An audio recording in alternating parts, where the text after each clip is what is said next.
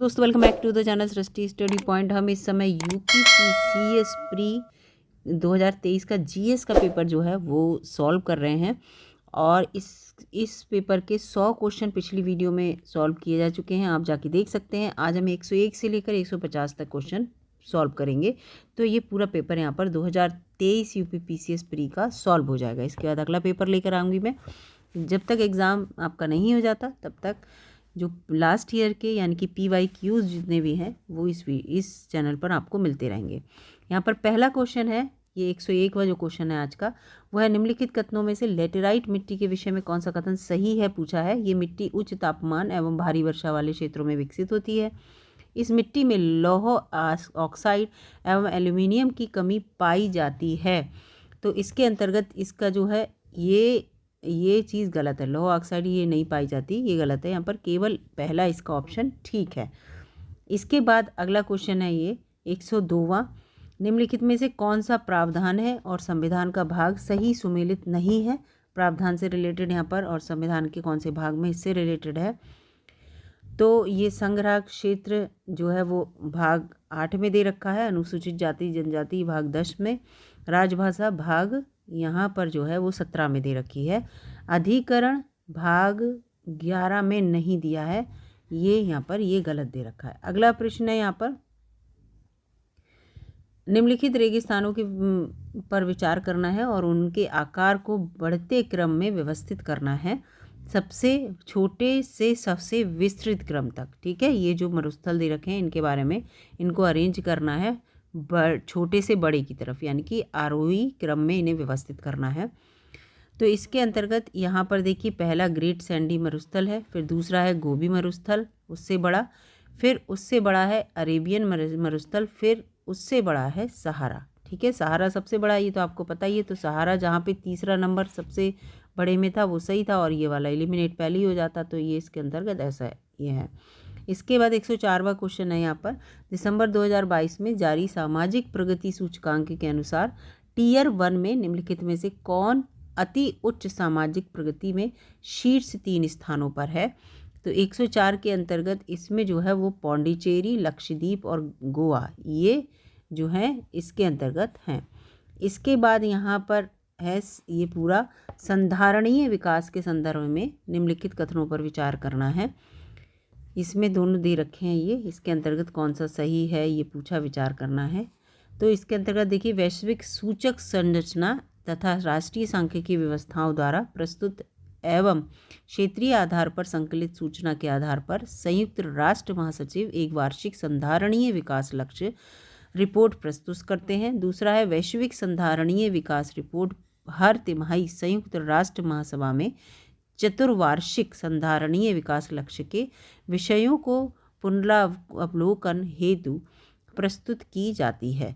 तो 105 के अंतर्गत इसमें केवल पहला वाला ठीक है, डी ऑप्शन ठीक है, दूसरा गलत है। इसके बाद यहाँ पर आ जाते हैं 106वां क्वेश्चन, अभिकथन और कारण दे रखा है।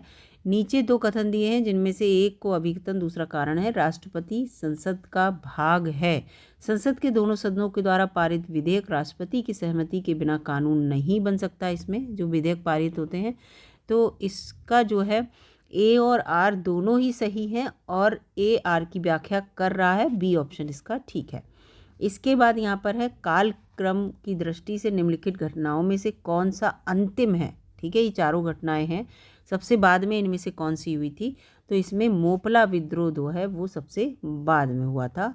इसके बाद यहाँ पर आ जाते हैं, निम्नलिखित में से कौन सा बायोडिग्रेडेबल प्रदूषक नहीं है, जो बायोडिग्रेड नहीं होता हो, यानी कि जो पूरा एनवायरनमेंट में जो है मिलता नहीं है, वैसा ही बचा रह जाता है। तो 108वें के अंतर्गत जो कीटनाशक होते हैं वो वैसे ही रहते हैं। अगर तभी तो कहते हैं कीटनाशकों को कम लगाइए, वो धरती में वैसे ही प्रिजर्व होके रह जाते हैं और जब कोई फसल उगाते हैं तो उसके साथ उसमें हमारा जो हम खाने योग्य पदार्थ है उसमें आ जाते हैं। रियो शिखर सम्मेलन 1992 का एजेंडा 21 संबंधित है, किससे संबंधित है, तो ये सतत विकास से संबंधित है।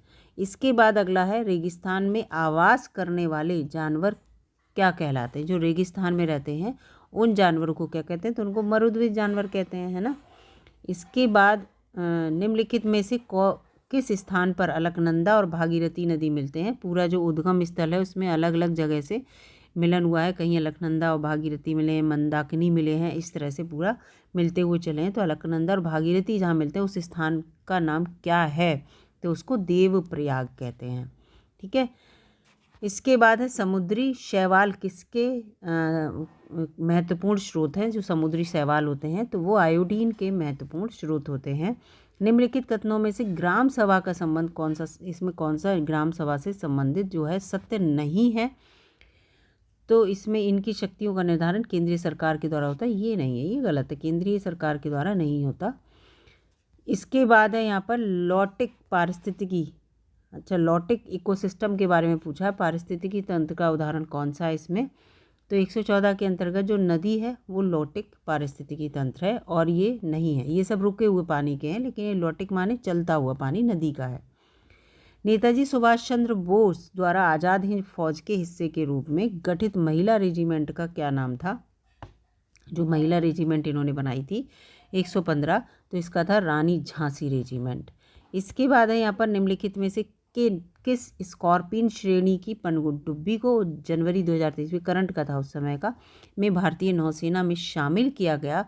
तो इसको है INS वागीर जो है, ये इसका उत्तर सही है। निम्नलिखित में से कौन हड़प्पा संस्कृति के पूर्वी सीमांत का निर्धारण करता है? तो इसके अंतर्गत ये है आलमगीरगंज। ठीक है, पूर्वी सीमांत से रिलेटेड पूरब पश्चिम उत्तर दक्षिण 4 जगह के बिल्कुल पॉइंट हैं जब ये हड़प्पा संस्कृति को पढ़ा होगा आपने। PM गति शक्ति योजना के संदर्भ में निम्नलिखित में से कौन सा कथन सही है 118 के अंतर्गत? तो इसमें जो है देखिए, इसमें ये PM शक्ति राष्ट्रीय योजना का शुभारंभ 2022 में हुआ, ये गलत है, ये सही है। ठीक है, दूसरा तो के इसका A ऑप्शन यहाँ पर ठीक है। इसके बाद 119 है मध्याह्न भोजन योजना को PM पोषण योजना में किस वर्ष पुनर्नामित किया गया, नाम बदला गया इसका? तो कब बदला गया 119 के अंतर्गत? तो इसको 2021 में बदल दिया गया। इसके बाद है यहाँ पर अल नीनो। ठीक है, अल नीनो के संदर्भ में ये जो हवाएं होती हैं इसके बारे में बात हो रही है। धाराएं जो होती हैं, मतलब हवाएं नहीं, धाराएं, गर्म धारा और ठंडी धारा। अल नीनो में पूर्वी प्रशांत क्षेत्र में पेरू के तट पर गर्म धाराओं का प्रकट होना शामिल है। ये गर्म धारा पेरू के तट पर पानी के तापमान को 10 डिग्री तक बढ़ा देती है और जिसमें समुद्र में प्लैंकटन की मात्रा जो है बढ़ जाती है। जैसे टेम्परेचर बढ़ेगा प्लैंकटन की मात्रा बढ़ जाती है। तो ये यहाँ पर गलत है, इसका पहला ऑप्शन केवल ठीक है। ठीक है, ये वाला ठीक है। इसके बाद यहाँ पर अगला क्वेश्चन है ये शिवाना समुद्र और कल्पक्कम क्रमशः किसके लिए महत्वपूर्ण है? 121वां क्वेश्चन है। तो ये जल शक्ति और नाभिकीय एनर्जी के लिए संबंधित हैं। इसके बाद केंद्रीय 2023-24 जो केंद्रीय बजट है उससे रिलेटेड है। अंतर्राष्ट्रीय अवसरों के लिए युवाओं को कौशल प्रदान करने के लिए निम्नलिखित विभिन्न राज्यों में कितने कौशल भारत अंतर्राष्ट्रीय केंद्र स्थापित किए जाएंगे? तो इसके 122 के अंतर्गत इसमें 30 इसका उत्तर है। भारत में प्रथम national centre for marine biodiversity स्थित है, ये कहाँ पर है? National centre for marine biodiversity NCMB, ये पूछा है इसमें 123 का क्वेश्चन। तो ये जामनगर में स्थित है, जामनगर गुजरात। निम्नलिखित में से कौन सा सही सुमेलित नहीं है? इसमें से सही सुमेलित कौन सा नहीं है? तो हमीदा बानो बेगम अलाउद्दीन खिलजी की पत्नी, ये इससे संबंधित नहीं है, ये गलत है। इसके बाद यहाँ पर है ये राष्ट्रीय उद्यानों में आनुवांशिक विविधता का रखरखाव किया जाता है। तो ये जो है इन सीटू, ठीक है, इन सीटू संरक्षण के द्वारा, ठीक है, आर्टिफिशियली जिसे कहते हैं। ये है खरीदादार कौन था? खरीदादार से रिलेटेड है 126 में। तो फरमानों को भेजने वाले अधिकारी को खरीदादार कहते थे। इसके बाद यहाँ पर है बायोलॉजिकल ऑक्सीजन डिमांड BOD की बात हो रही है, किसके लिए एक मानक मापदंड है 127 के अंतर्गत। तो ये जलीय पारिस्थितिकी तंत्र में जो उसमें प्रदूषण को मापते हैं BOD के अंतर्गत। ठीक है, बायोलॉजिकल ऑक्सीजन डिमांड यानी कि जल में ऑक्सीजन कितनी है उसको मापा जाता है। तो D इसका ऑप्शन ठीक है। इसके अंतर्गत ये कथन, अभिकथन और कारण दे रखा। दक्षिण पश्चिम मानसून मौसम के दौरान तमिलनाडु तट जो है शुष्क रहता है। तमिलनाडु तट बंगाल की खाड़ी के शाखा के समानांतर स्थित है और दक्षिण पश्चिम मानसून की अरब सागर दृष्टि छाया क्षेत्र में स्थित है।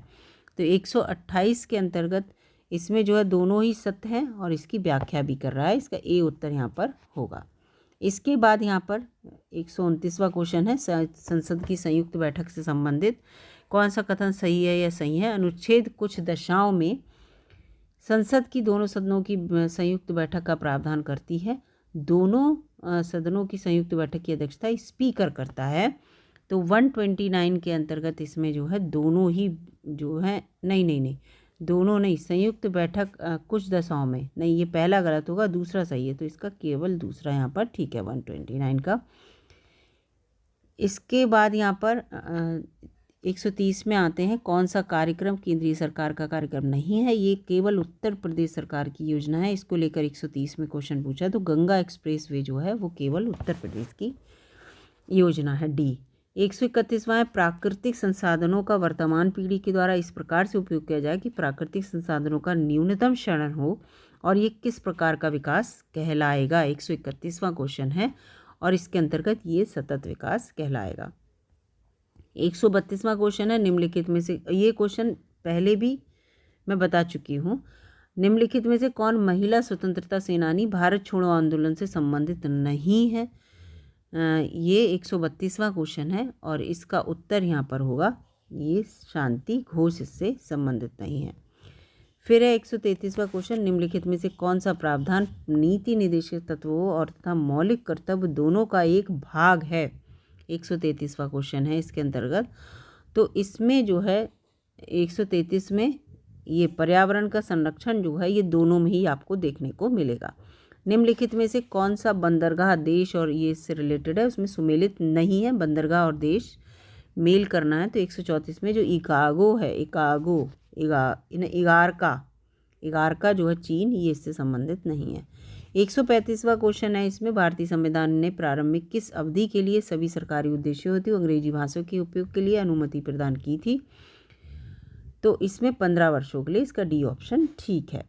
इसके बाद इसमें से है 136वां, निम्नलिखित में से कौन सी योजना उत्तर प्रदेश से संबंधित है? तो ये कौशल्या मातृत्व योजना जो है वो उत्तर प्रदेश से संबंधित है।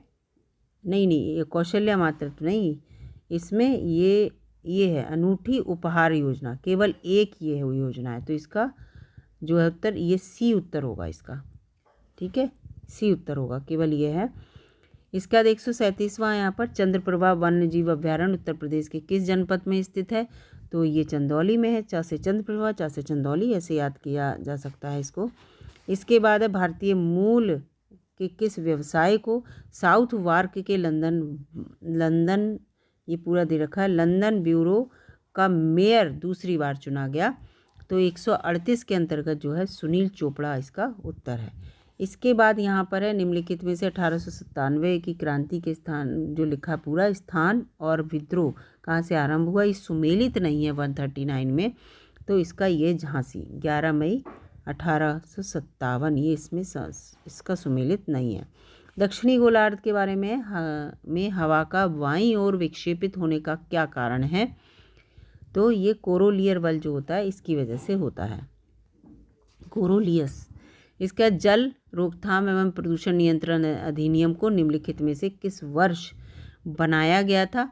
तो ये जो है 1974 में बनाया गया था। खनिज संपदा के संबंध में कौन सा जो कथन सही है? जम्मू कश्मीर के रियासी ज़िले में लिथियम के अनुमानित संपदा भंडार मिले। ये करंट का क्वेश्चन था उस समय का।